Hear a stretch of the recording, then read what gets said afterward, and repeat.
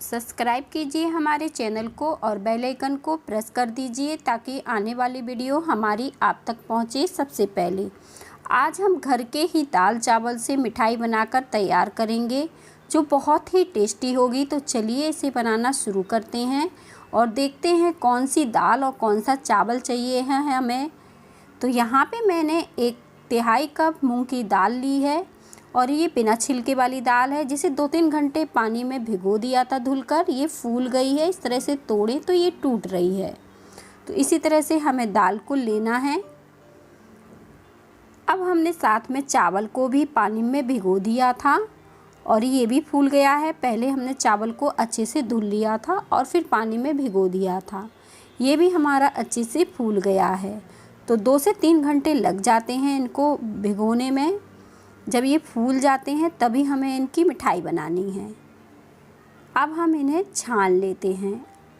तो मैं यहाँ पे दाल और चावल को एक साथ ही छान रही हूँ। आप चाहें तो इन्हें अलग अलग भी छान कर पीस सकते हैं। और दाल और चावल हमने दोनों एक ही मात्रा में ली हैं। जितनी दाल थी उतना ही हमने चावल लिया है, 1/3 कप। और उतना ही अब हम इसमें दूध डाल देंगे ताकि ये अच्छे से पिस जाए। अब हमने यहाँ पे घर के दूध से निकली हुई मलाई ली है। जो दूध पकाते हैं और जो मलाई ऊपर पड़ जाती है वही मलाई हमने यहाँ पे इस्तेमाल की है। और ये 2 दिन के दूध से निकली हुई मलाई है, करीब आधे कप है ये। अब हम इसे इस तरह से चला लेंगे।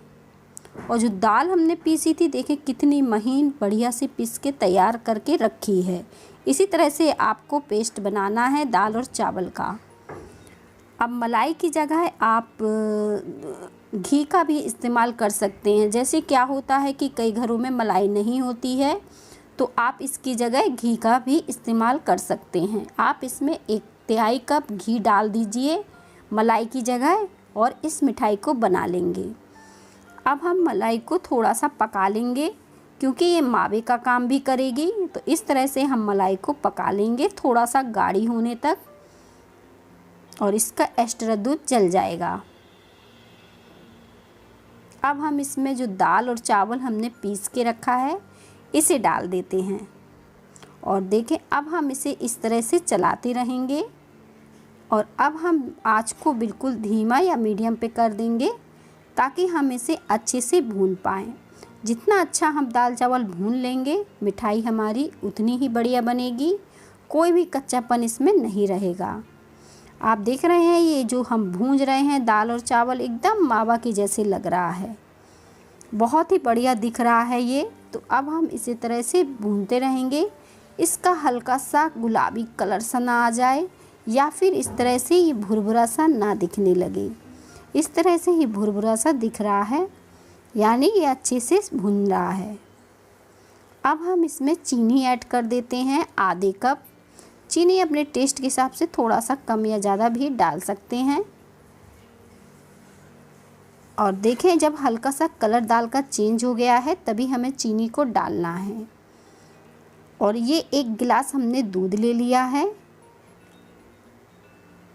अब हम इसे डाल देते हैं और अब हम इसे पकाएंगे। तो इस तरह से धीमी आंच में हमें पकाना है। अब हम इसमें ऑरेंज फ्रूट कलर डाल रहे हैं। ये पूरी तरह से ऑप्शनल है। आप चाहें तो मिठाई को इस तरह से मावा के जैसे वाइट कलर का भी रख सकते हैं। अब हम इसे पकाते रहेंगे धीमी आंच में अच्छे से पकने तक। और देखिए इसमें हमने घी नहीं डाला है और तब भी ये बहुत ही बढ़िया पक के तैयार हो रहा है। एक डो की तरह ये आ गया है, सिमट रहा है अच्छे से। अब हम इसमें इलायची का पाउडर भी डाल देते हैं और थोड़ा सा इसे फिर से पका लेते हैं। इस मिठाई को आप कभी भी बना सकते हैं जब भी आपका मीठा खाने का मन करे। ईजिली ये घर की चीज़ों से बनकर तैयार हो जाती है। मूंग की दाल की बर्फ़ी सभी को बहुत पसंद आती है तो ये मिठाई भी ज़रूर पसंद आएगी। इसमें हम 1 चम्मच देसी घी डाल देते हैं और अच्छे से भून लेते हैं। अगर आप मलाई का इस्तेमाल कर रहे हैं तो ये पूरी तरह से ऑप्शनल है क्योंकि मलाई में से भी घी निकलता है। लेकिन हम थोड़ा सा घी इसलिए डाल रहे हैं ताकि हमारी बर्फ़ी और भी स्वादिष्ट बने। और इसे हम अच्छे से पका लेते हैं। तो कुल मिला के मैंने यहाँ पे 2 चम्मच देसी घी का इस्तेमाल किया है और इस तरह से ये दानेदार भुरभुरी सी दिखने लगेगी हमारी मिठाई। अच्छे से ये पक जाएगी तो इस तरह से दानेदार आपको दिखेगी। आप देख रहे हैं कितनी बढ़िया ये दिख रही है। और बाकी का घी भी हमने डाल दिया है, तो पूरा 2 चम्मच ही हमने यहाँ पे घी का इस्तेमाल किया है। आपको कोई भी प्रॉब्लम हो तो आप मुझे कमेंट कर पूछ सकते हैं। मिठाई को बनाने में बहुत ही ईजिली बनने वाली मिठाई है। आप ये घर के सामान से ही बना ले जाएंगे। और देखिए ये दानेदार बढ़िया से पक के तैयार हो गया है। हमें इसे इतना ही पकाना है।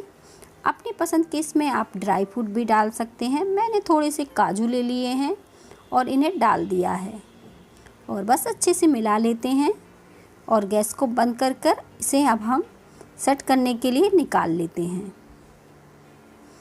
एक ट्रे ले ली है मैंने, जिस पे मैंने तेल लगा लिया है। चारों तरफ से अच्छे से हम तेल लगा लेंगे ताकि जो बर्फ़ी है वो बहुत ही बढ़िया हमारी अच्छी तरह से निकल आए। और देखें ये मिश्रण भी अच्छे से दानेदार बढ़िया से पक के तैयार हुआ है।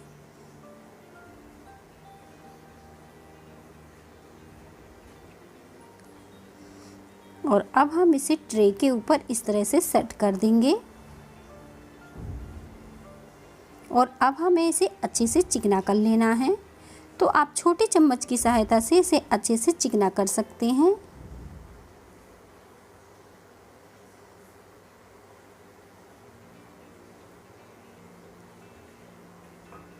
अच्छा सा चिकने करने के लिए आप चम्मच का भी इस्तेमाल कर सकते हैं या फिर इसी से आप चिकना कर सकते हैं। अब मैंने चम्मच से इसे चारों तरफ से अच्छे से चिकना कर लिया है। देखें खूबसूरत ये दिखने लगी है, बढ़िया सी सेट हो गई है। इसको छोड़ देते हैं 1 से 2 घंटे के लिए, अच्छे से सेट हो जाएगी ये। अगर कोई भी प्रॉब्लम हो तो आप इसे फ्रिज में 10 मिनट के लिए रख दीजिए तो अच्छे से सेट होगी। वैसे तो ये ऐसे ही सेट हो जाती है, गर्मियों का सीज़न चल रहा है तो ये बहुत ही ईजिली सेट हो जाती है। अब हम इसके किनारे काट लेंगे ताकि हमारे जो पीस कटें वो बहुत ही बढ़िया कटे। तो पहले हम इसके किनारे काट के अलग कर देते हैं और आपको दिखा भी देंगे कितनी बढ़िया सेट हुई है और बहुत ही सॉफ्ट मुलायम बनी है। इस तरह से देखें, तोड़ के दिखा रहे हैं कितनी बढ़िया बनी है। रेसिपी अच्छी लग जाए तो रेसिपी को लाइक ज़रूर करिएगा। अब मैंने इसे चौकोर पीस में कट कर लिया है और अब हम इसे इस तरह से सैंडविच के जैसे पीस से भी कट कर देते हैं। इसे आप अपने मनपसंद आकार में काट सकते हैं, पर मैंने इसे इस तरह से सैंडविच के जैसे काट लिया है। अब आप इसके ऊपर चांदी का वर्क लगा सकते हैं इस तरह से, या फिर कोई भी ड्राई फ्रूट अपने पसंद के लगा सकते हैं। और मैंने इस तरह से अब इसके ऊपर चांदी का वर्क थोड़ा थोड़ा लगा दिया है और इसे कागज़ की सहायता से इस तरह से हम दबा देंगे।